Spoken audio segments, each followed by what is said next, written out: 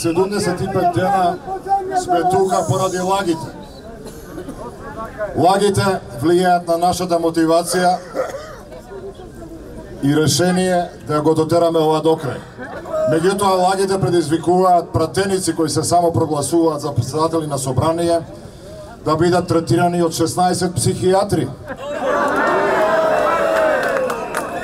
Денеска тие кршители на меѓународните права на Виенската конвенција го држаа за раче уплашениот лажен председател. Сета оваа лага и привид, оваа насилие врз народот и демократијата ќе се реши по правен пат. Морам да го поделам моето задоволство и среќа за брилјантните правни умови кои ни се преклучија во борбата.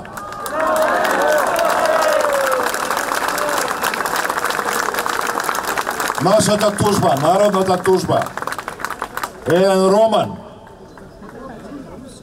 за страдањето на народот под притисокот на политичките елити од Македонија и меѓународната заедница.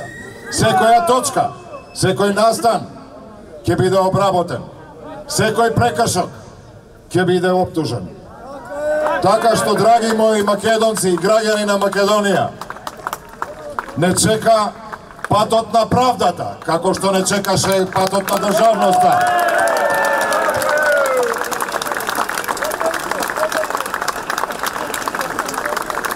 Правдата е достижна. Меѓутоа, духовната болка никој не може да ја плати. Затоа нашите браќа, кои често го посетуваат светиот град Ерусалим, ми испратија порака да ја сослушаме.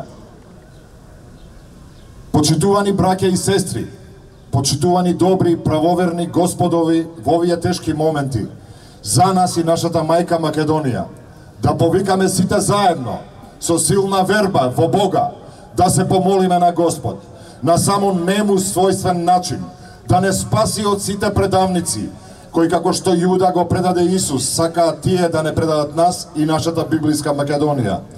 Исто така би сакале да ги подсетиме политичарите дека власт и моќ има само и само Господ, дека постои рај и постои пекол, постои милоста, но постои и казната Божја. Да ги подсетиме и на гревот и на последиците од гревот. Затоа добро нека размислат што прават, на кого му служат и каков товар ќе остават на своите поколенија.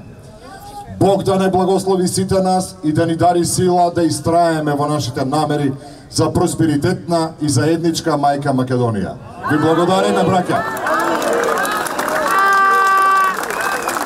Секоја молитва во секој Бог, на секоја вероисповест е добредојдена во овие тешки моменти за Македонија.